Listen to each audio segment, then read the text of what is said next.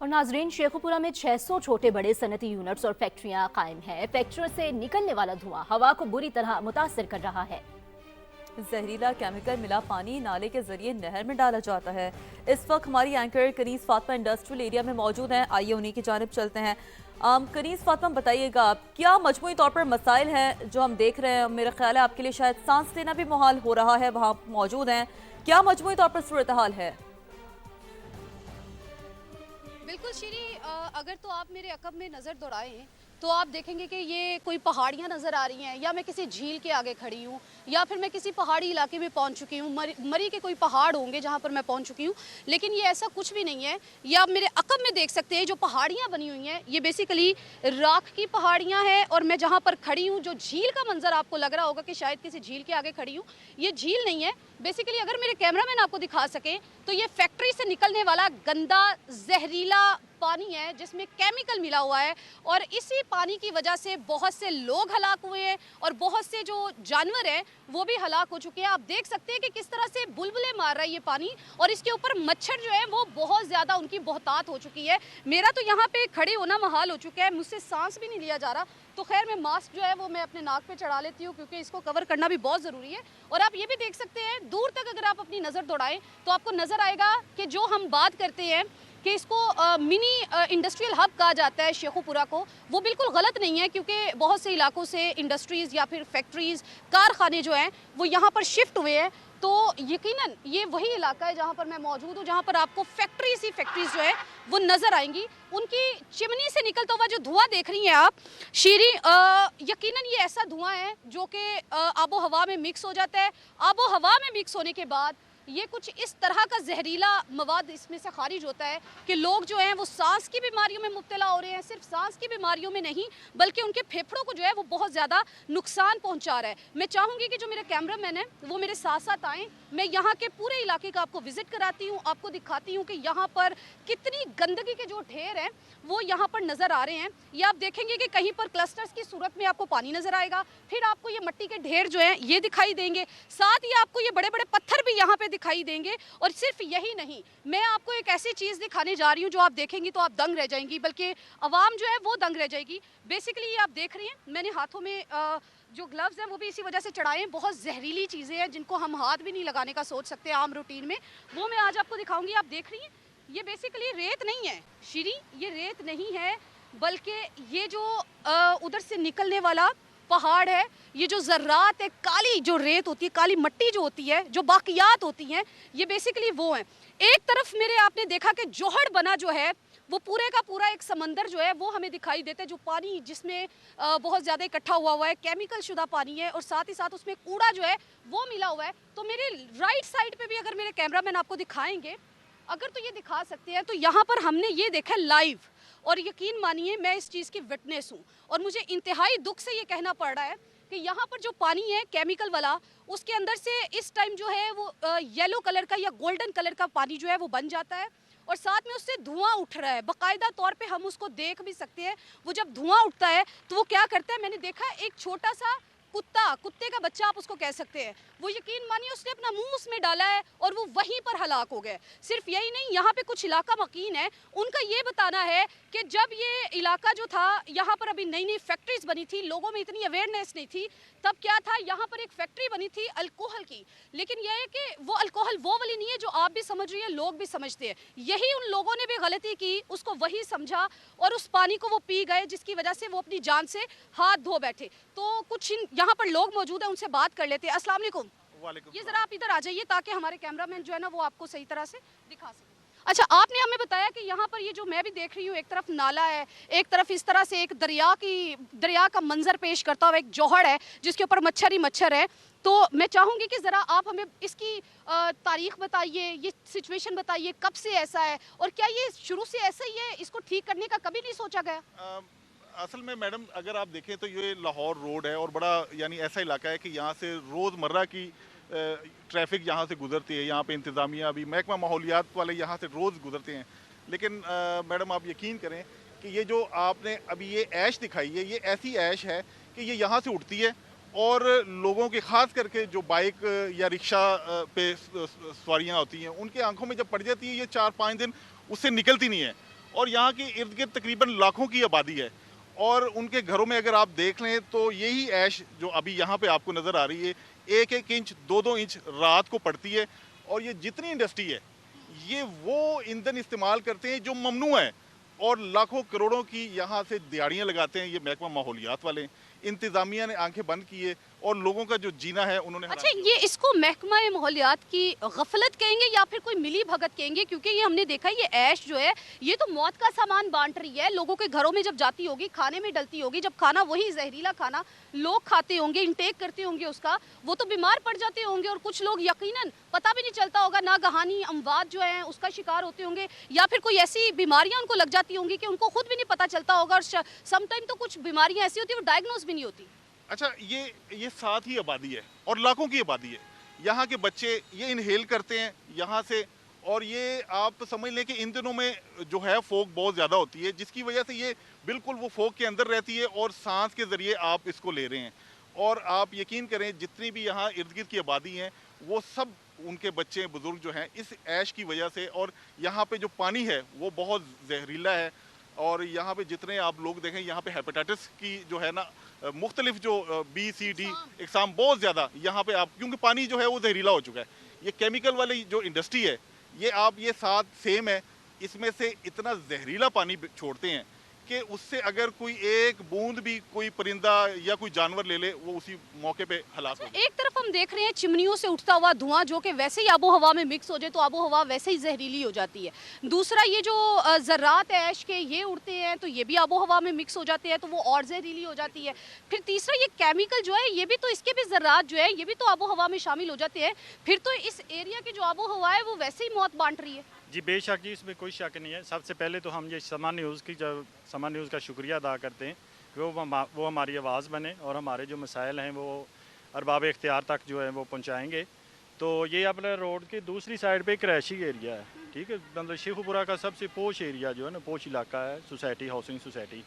और यकीन जाने रात को हम सोते हैं तो सुबह उठते हैं ना, जिस तरह मतलब वो पहाड़ों के ऊपर जो है वो बर्फ़बारी होती है ना, तो हमारी इधर जो है ना वो ऐश राख जो है ना वो 2-2, 3-3 इंच जो है ना वो राख पड़ी होती है रोड के ऊपर और घरों के सीन में, घरों की छतों के ऊपर।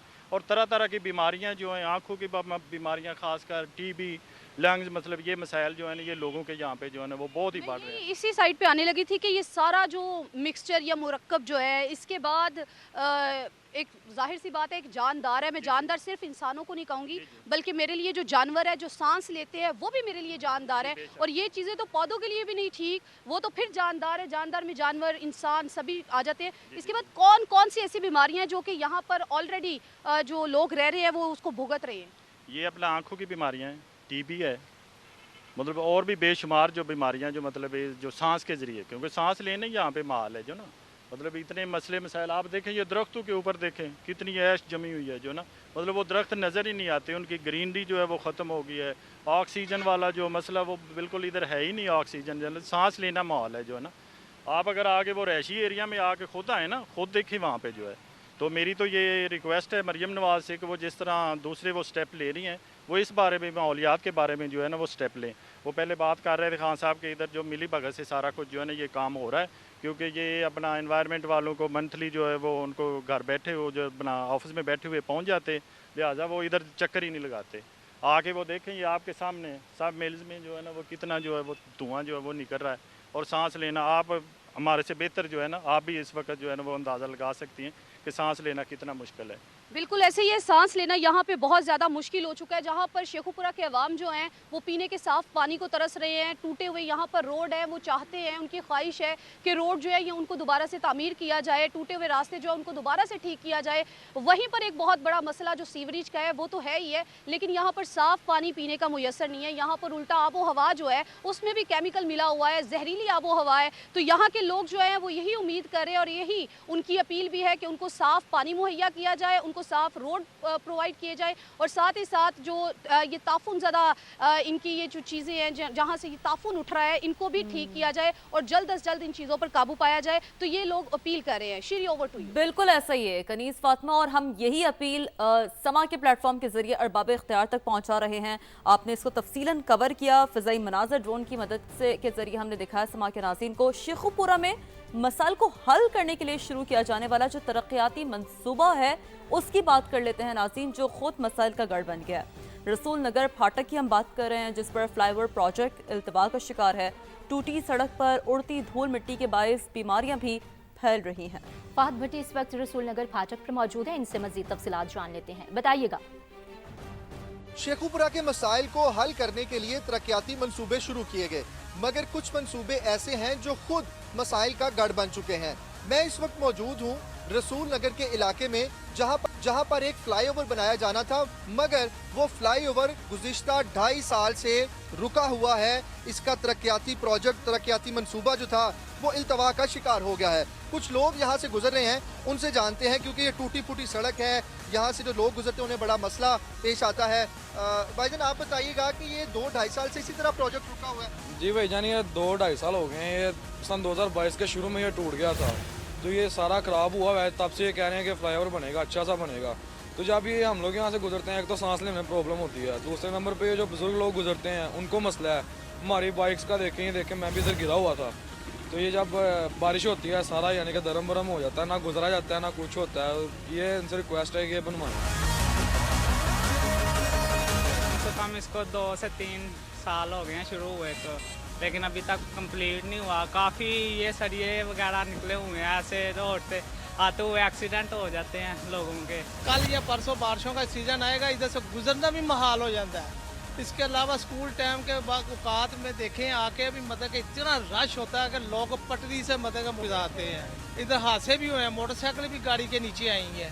जो ट्रैफिक का मसला है, ये धुएँ का मसला है, गिरदो गुबार का मसला है। जब मार्च मारें लोग, तो जिसने ये काम शुरू किया है अल्लाह उनको सलामत रखे। मरियम नवाज साहब से यही रिक्वेस्ट है कि जो काम रहते हैं पंजाब के वो होने चाहिए। मसाइल को हल करने के लिए शुरू किया जाने वाला ये मंसूबा खुद मसाइल की एक बड़ी वजह बन चुका है। यहाँ के रहायशियों को यहाँ से गुजरने के साथ साथ सेहत के भी संगीन मसाइल का सामना करना पड़ रहा है। रसूल नगर के रहायशी मुतालबा करते हुए नजर आ रहे हैं कि यहाँ पर जो तरक्याती मंसूबा शुरू किया गया था रसूल नगर फाटक पर फ्लाईओवर बनाने का, उसे जल्द मुकम्मल करके उन्हें सहूलियात दी जाए। तो नाजरीन, तरक्याती कामों के लिए 1400 अरब रुपए का फंड जो है वो जारी किया गया है। अब्बास नकवी ने इस हवाले से डीसी शेखुपुरा से बात की, आपको वो सुनवाते हैं। जी, इस वक्त मैं मौजूद हूँ डीसी शेखुपुरा शाहिद इमरान मार्ट के साथ, और उनसे इस हवाले से बात करते हैं कि पंजाब हुकूमत की जानिब से शेखुपुरा में कौन कौन से प्रोजेक्ट इस वक्त चल रहे हैं, और जो सूरत हाल थी यहाँ की रोड्स की और जो इंफ्रास्ट्रक्चर की वो कितनी बेहतर हो चुकी है, और मुस्तकबिल में इनका क्या इरादा है इस काम करने के हवाले से। शाह साहब बहुत शुक्रिया समाज से आपके बात करने का। ये बताइएगा कि इस वक्त शेखुपुरा के अंदर जो गवर्नमेंट है पंजाब हुकूमत के कौन कौन से मेगा प्रोजेक्ट जो हैं वो इस वक्त चल रहे हैं? 14 अरब की जो है वो 7 स्कीमें सिटी शेखुपुरा के लिए जो अप्रूव हो चुके हैं, जिनमें 2 स्कीमें जो हैं वो हमारी टेंडर आउट हो चुकी हैं, वो फाइनेंशियल बिड के प्रोसेस में है। और ये सारा प्रोसेस जो है वो सेंट्रल लेवल पे वहाँ पे लाहौर में सेक्रेटरी हाउसिंग के ऑफिस में जो है वो हो रहा है। और हम उम्मीद करते हैं कि इंशाल्लाह by the end of January जो है वो यहाँ पे हम जो है वो वासा की जो मेन जो लाइंस हैं वो हम बिछानी स्टार्ट कर देंगे, जिससे इस शहर का जो सीवरेज का दरीना मसला है वो हल हो जाएगा। और साथ साथ जो रोड्स हैं जो इसी वजह से जो है जिनकी हम रिकारपेटिंग वगैरह या बाकी पैच वर्क नहीं कर रहे, जो रोड्स हैं या जो मल्लाजात में गलियाँ हैं, वो चूँकि जब सीवर लाइन बिछ जाएगी उसके ऊपर नई कंक्रीट की रोड्स सड़कें भी बन जाएंगी और गलियां भी बन जाएंगी, और जहाँ पे कारपेटिंग होने वाली है वो भी नई रोड्स बन जाएंगी। शेखुपुरा के एक नाला भी गुजर रहा है, उस नाले को करने के लिए, कवर अप करने के लिए भी कोई प्रोजेक्ट मुस्तकबिल के अंदर कोई है इम्कान? आपने देखा कि शहर में बहुत ज़्यादा हमने अल्हम्दुलिल्लाह सफाई के सूरत हाल को इम्प्रूव किया है। सिर्फ एक हमारा वीक पॉइंट है, वो ये जो नाला पॉइंट आउट कर रहे हैं। यहाँ पे जो आपने देखा राइट लेफ्ट पे जितने मल्ला जात हैं वहाँ पे लोगों ने बाड़े बना रखे हैं और भैंसें रखी हुई हैं, जिनका ऑपरेशन हमने प्लान किया था सिर्फ ये सर्दी चूँकि बहुत ज़्यादा, ये जनवरी का महीना हमने उनको दिया है। इंशाल्लाह फर्स्ट वीक ऑफ फेब से जो है वो हम तमाम जितने जानवर जो MC शेखुपुरा की लिमिट में लोगों ने जो अर्बन एरिया में रखे हुए हैं उनको हमने यहाँ से बाहर निकालना है। अभी जो अब गवर्नमेंट ऑफ पंजाब ने सुथरा पंजाब पंजाब एक्ट अप्रूव किया है जिसमें फ़ाइन की प्रोविजन रखी गई है। तो जब लोगों को फ़ाइन होगा तो फिर जाके अल्हम्दुलिल्लाह हम एक्सपेक्ट कर रहे हैं कि उस एरिया को भी हम नीट एंड क्लीन कर सकेंगे। डीसी शेखुपुरा शाहिद इमरान मार्त का ये कहना है एक साल के अंदर जितने भी सीवरेज के इश्यूज़ हैं शेखुपुरा के अंदर और जो सड़कों का इंफ्रास्ट्रक्चर जो तबाह हुआ है या ख़राब हुआ है वो बेहतर करने में मुकम्मल तौर पे कामयाब हो जाएंगे। जी तो नाज़रीन, सिर्फ यही नहीं बल्कि शेखुपुरा का जो हॉकी ग्राउंड है उसका जो मंसूबा है वो भी 2 दहाइयाँ गुजरने के बावजूद अभी तक मुकम्मल नहीं हो सका है। नामवर खिलाड़ी पैदा करने वाला हॉकी स्टेडियम, वहाँ पर अब कुत्ते ही कुत्ते सिर्फ मिलते हैं। इसी वाले से शहबाज ने एक रिपोर्ट तैयार की, आपको दिखाते हैं।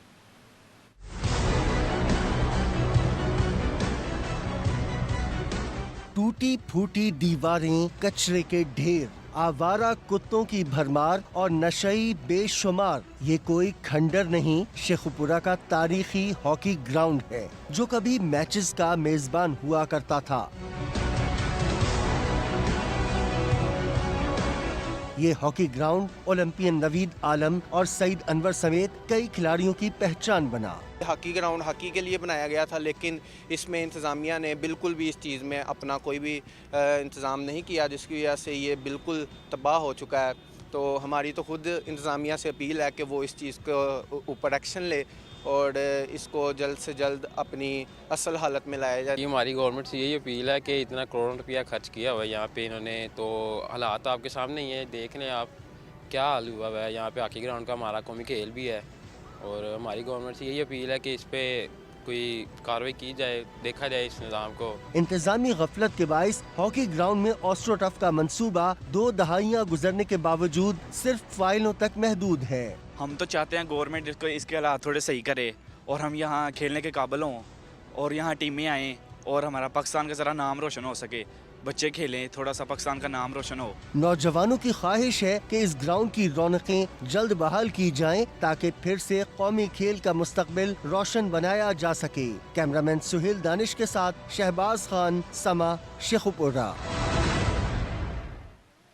आपका शहर आपका समा में आज समा यहाँ पर शेखुपुरा में पहुँचा है और 40 लाख आबादी वाले शहर में यहाँ पर हम मौजूद है, पूरी समा की टीम मौजूद है। यहाँ के जो मसाइल हैं उनको हाईलाइट्स नहीं सिर्फ किया जा रहा, मसाइल को उजागर नहीं बस किया जा रहा, बल्कि उनका हल भी तलाश करने की कोशिश की जा रही है। इस हवाले से आपको मजीद भी अपडेट करते रहेंगे, लेकिन अभी रुख करते हैं दीगर खबरों के लिए मेन न्यूज़ स्टूडियो की तरफ।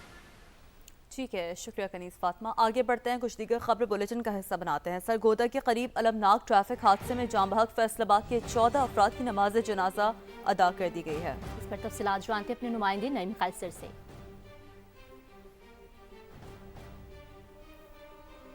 जी नईम, बताइएगा।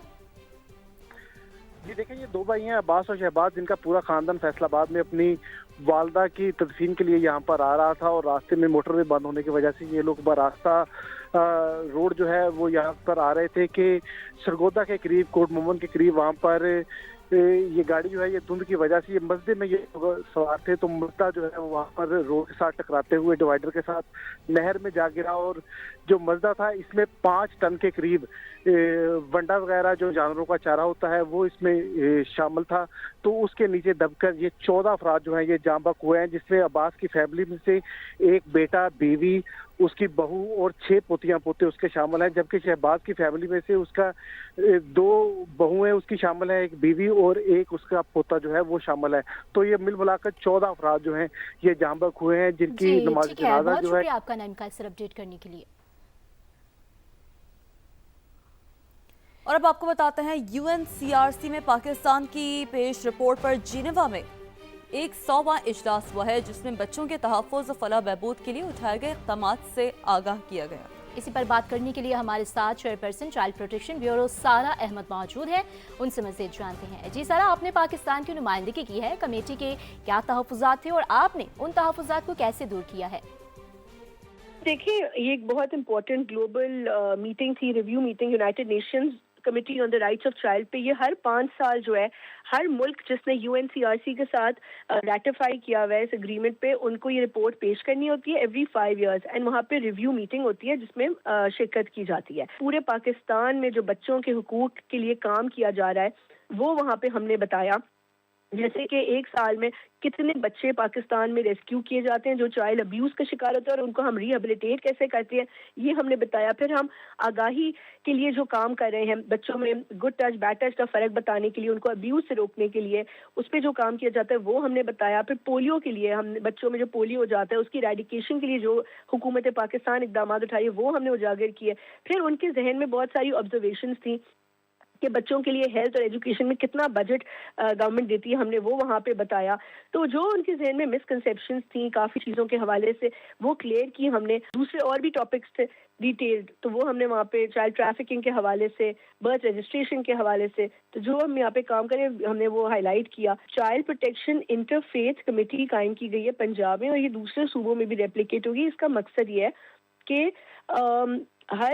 हर फेथ से रिलीजियस लीडर्स को ऑन बोर्ड लिया जाए, चाहे वो कोई क्रिश्चियन मजहब है, हिंदू है या वो सिख है, सबको ऑन बोर्ड लेंगे। और इस कमेटी तो ऑलरेडी काम कर रही है ताकि पॉलिसी मेकिंग में हर मजहब की रिप्रेजेंटेशन हो। और क्योंकि अक़लियती बच्चे भी उतने ही अहम हैं पाकिस्तान हुकूमत के लिए, स्टेट के लिए, जितने हमारे अपने मुसलमान बच्चे।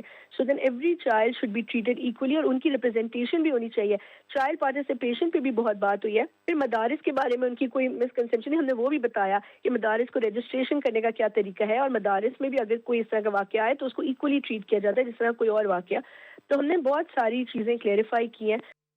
जी, चेयरपर्सन चाइल्ड प्रोटेक्शन ब्यूरो सारा अहमद ने हमें अपडेट किया, बहुत शुक्रिया आपकी डिटेल्स के लिए। पंजाब की सीनियर वज़ीर मरियम औरंगज़ेब ने अमरीकी वफ़द को पंजाब हुकूमत के मुख्तलिफ प्रोजेक्ट्स पर ब्रीफिंग दी है। उन्होंने बताया कि पंजाब में एयर क्वालिटी बेहतर बनाने के लिए खातिर खा इकदाम किए हैं। 9000 से ज़्यादा इंडस्ट्रीज डैशबोर्ड से लिंक है। अमरीकी वफ़द ने पंजाब हुकूमत के इकदाम की तारीफ की। सीनियर वज़ीर मरियम औरंगज़ेब का शुक्रिया भी अदा किया। Live coverage feed coming from our thermal cameras of the safe city. I'll take you to the safe city also. So this is all live coming from the chimneys of the industry.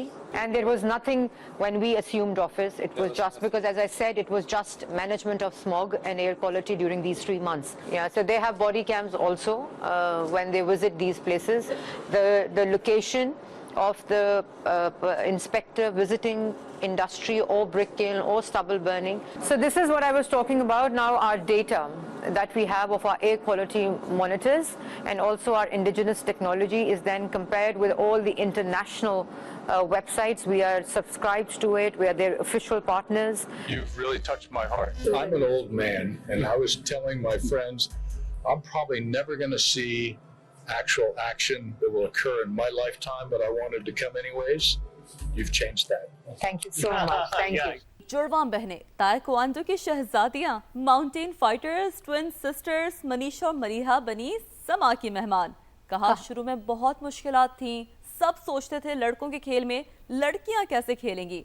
सब वालिदैन अपने बच्चों को घर से ही support करें ताकि मुस्तक़बिल में परेशानी ना आए। दोनों बहनों ने सेल्फ डिफेंस के लिए गुर भी सिखाए। एक ख्वाब, कामयाबी की समत भी एक। हुंजा की जुड़वा बहनें, ताइक्वांडो की शहजादियां, mountain fighters, twin sisters Manisha और मलिहा बनी समा की मेहमान। हमारी सोसाइटी को थोड़ी हेजिटेशन हुई कि एक लड़की जाएगी तो लड़कों के बीच में किस तरह खेलेगी, लेकिन जब हमने compete किया नेशनल पे, इंटरनेशनल लेवल पे, तो लोगों को कॉन्फिडेंस आया और जो लोग हमें क्रिटिसाइज करते थे, हेजिटेट हो रहे थे, अल्हम्दुलिल्लाह हमने वो स्टीरियोटाइप ब्रेक किया। समा के प्लेटफॉर्म से दोनों बहनों ने वालिदैन को खसूसी पैगाम भी दिया। अगर हमारे घर वाले हमें सपोर्ट ना करें, हमारे पेरेंट्स हमें कॉन्फिडेंस ना दे, तो उस चीज़ में हमें खुद ही कॉन्फिडेंस नहीं होता। तो सब पेरेंट्स को ये कहना चाहूँगी कि अपने बच्चों को घर से ही सपोर्ट करना शुरू करें तो दुनिया के सामने वो लोग हर चीज़ कर सकते हैं। सेल्फ डिफेंस के लिए किस वक्त कौन सा दाव पेच आजमाया जाए, दोनों बहनों ने मार्शल आर्ट के गुर सिखाए। तो थोड़ा सा आप जरा अपनी महारत का मुजाहरा करके दिखाएं कि कैसे आप ये खेल खेलती हैं। चलिए खुमदे अनाश्मिका, अगर कोई अनकॉन्शियसली आपका हाथ नहीं छोड़ता तो सबसे पहले हमने पैनिक नहीं होना, तो आपने एक स्टेप लेना है, ट्विस्ट, और यहाँ से आपका हाथ अंदर जाए और एल्बो बिल्कुल यहाँ से, मोस्टली बालों को पकड़ते हैं। हाँ, यहाँ से आपने हाथ उठाने, दोनों हाथ को ग्रैब और यहाँ से ट्विस्ट। मनीषा और मलिहा नेशनल और इंटरनेशनल इवेंट्स में कामयाबियों के झंडे गाड़ चुकी हैं। एशियन ताइक्वांडो चैंपियनशिप में मनीषा ने मेजबान इंडोनेशिया की फाइटर को हराकर गोल्ड मेडल जीता। मलिहा अली ने कांसी का तमगा हासिल किया। दोनों बहनों ने नेशनल गेम्स में भी गोल्ड मेडल अपने नाम। नाजरीन, खेत में उगने वाला गन्ना किसान के खून पसीने से सैराब होता है, मगर उसकी मिठास उसके हिस्से में नहीं आती। वही गन्ना जो खेत में 350 रुपए से 450 रुपए मन बिकता है, शहर में गुड़, चीनी और जूस की शक्ल में सोना बन जाता है। खेत से बाजार तक गन्ने के सफर और कीमतों के फर्क पर इस्लामाबाद से इकराम एहसास से एक रिपोर्ट तैयार की है। आइए आपको दिखाते हैं।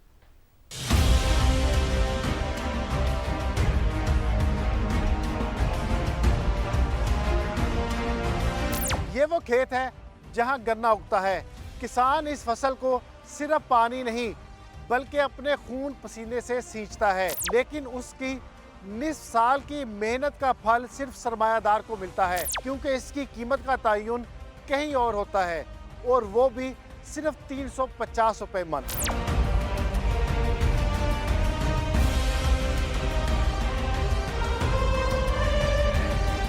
यही गन्ना जब खेत से बेलने पर आता है तो मेहनत का जादू मीठा गुड़ बन जाता है, और यही गुड़ शहर में 250 रुपए किलो बिकता है। यानी जो गन्ना खेत में सिर्फ 350 रुपए मन था, थोड़ी सी वैल्यू एडिशन ने उसे 250 रुपए के एक टुकड़े में बदल दिया।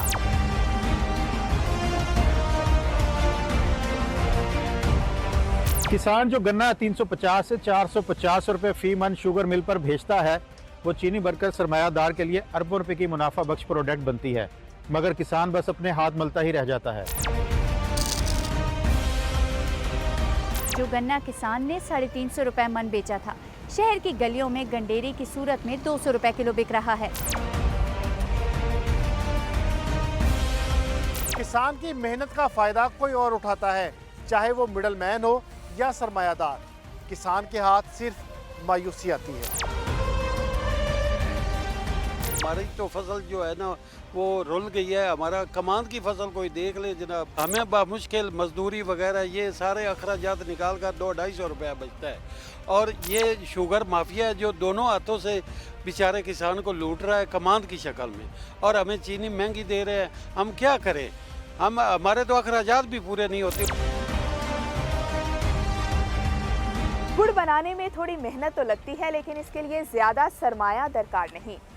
यानी कमाई के लिहाज से भी ये गन्ना फीका नहीं, लेकिन इसकी मिठास सिर्फ किसान के लिए शजरे ममनुआ है।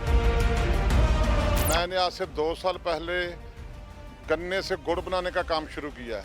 250 रुपया रेट है। ऑर्गेनिक गुड़ बनाते हैं, गाहक इधर से खुद भी ले जाते हैं और दुकानदार भी हमसे ले जाते हैं। हम चीनी की जगह गुड़ इस्तेमाल करते हैं, और ये केमिकल से भी पाक है, खाने में भी अच्छा है।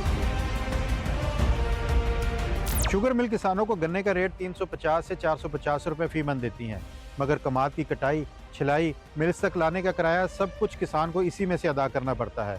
इस पर हिडन टैक्स की तरह यहाँ भी कटौतियाँ किसान के मुनाफे की हिस्सेदार बन जाती हैं।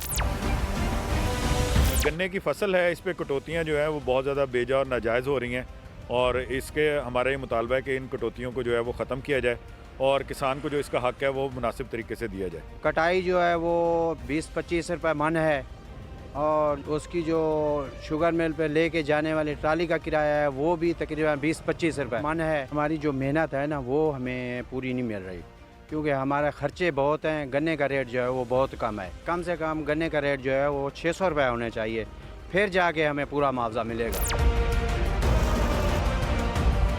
एक बल के आधे गन्ने से निकलने वाले जूस का एक गिलास 150 रुपए में बिक सकता है। तो इसका मतलब यही है कि मसला गन्ने का रेट नहीं बल्कि किसान की